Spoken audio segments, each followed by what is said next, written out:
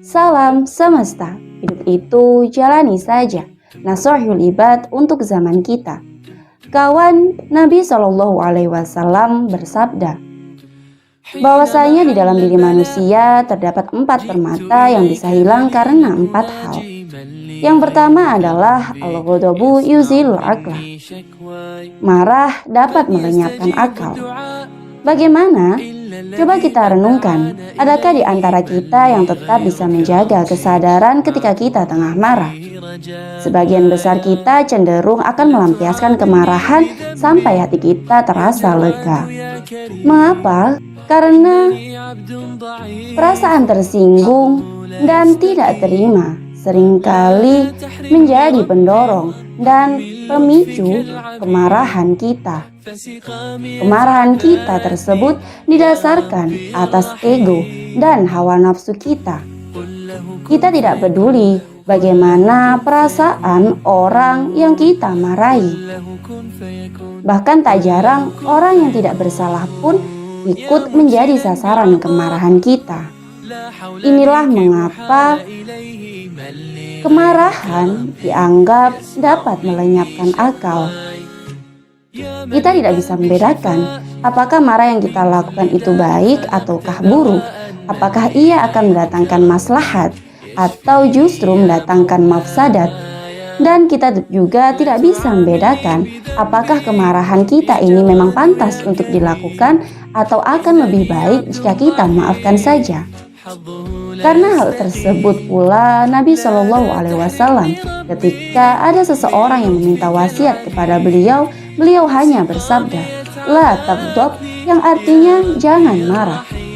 Beliau terus mengulangi jawaban yang sama setiap kali orang tersebut meminta tambahan wasiat. Marah yang dibolehkan di dalam agama adalah marah yang didasarkan karena Allah Subhanahu wa taala, yakni ketika ada larangan Allah yang dilanggar di hadapan kita. Itu pun hanya dilakukan sewajarnya, tidak berlebihan dan tidak pula menyakiti fisik orang yang kita marahi, pun tidak ada celaan yang merendahkan di dalamnya.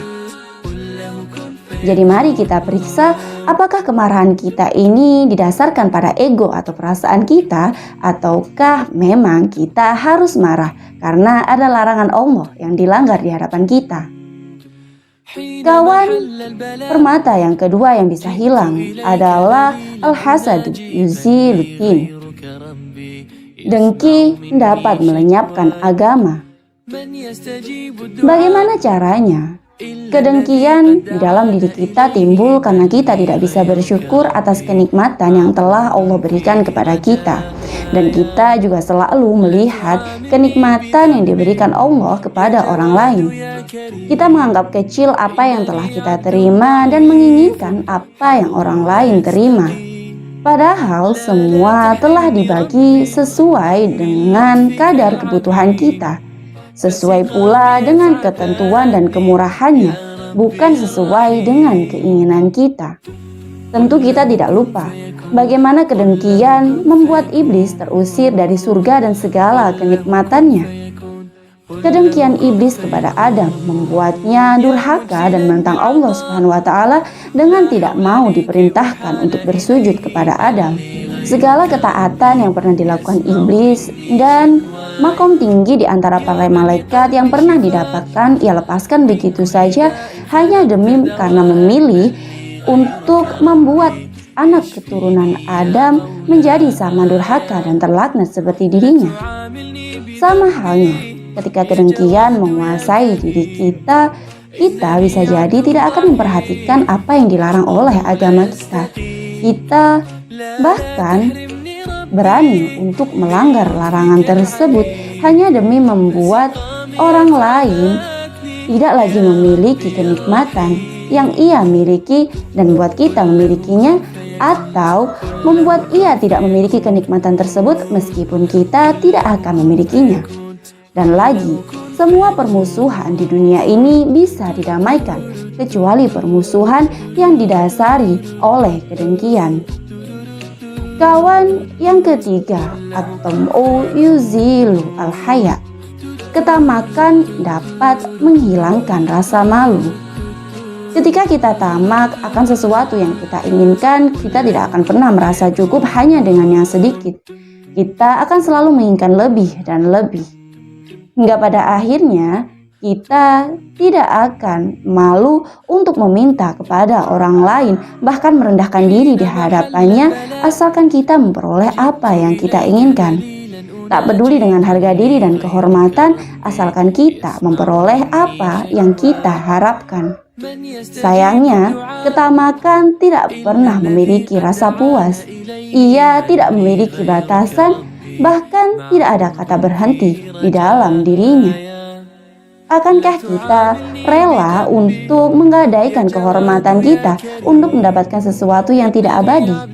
Dan apakah kita rela mempermalukan diri sendiri hanya untuk mendapatkan sesuatu yang justru akan menjerumuskan kita ke jurang tak bertepi?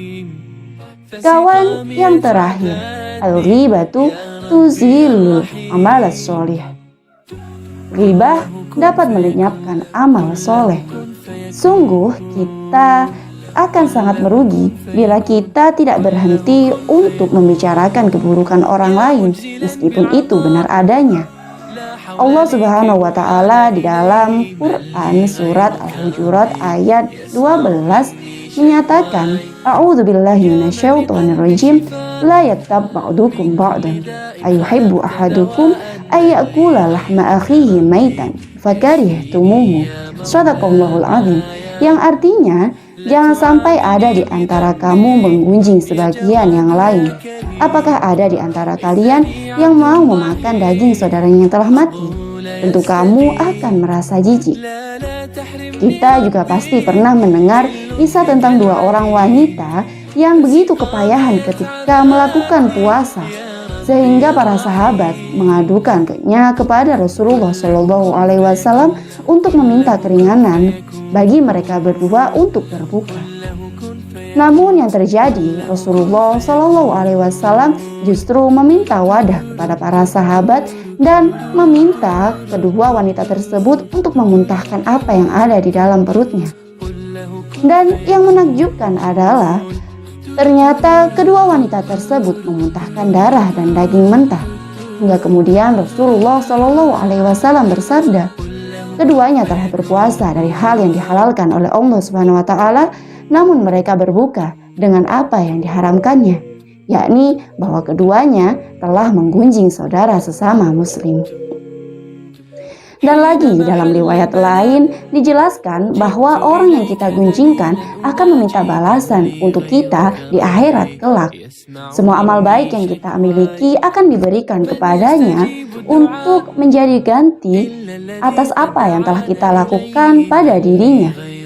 Bila amal baik kita tidak mencukupi, maka dosa-dosa orang tersebut akan diberikan kepada kita dan kita akan dimasukkan ke dalam neraka jahanam.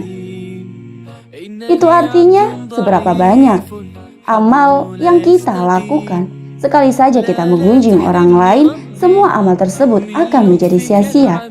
Apakah kita rela menjadi orang yang bangkrut di akhirat kelak? Wallahu a'lam.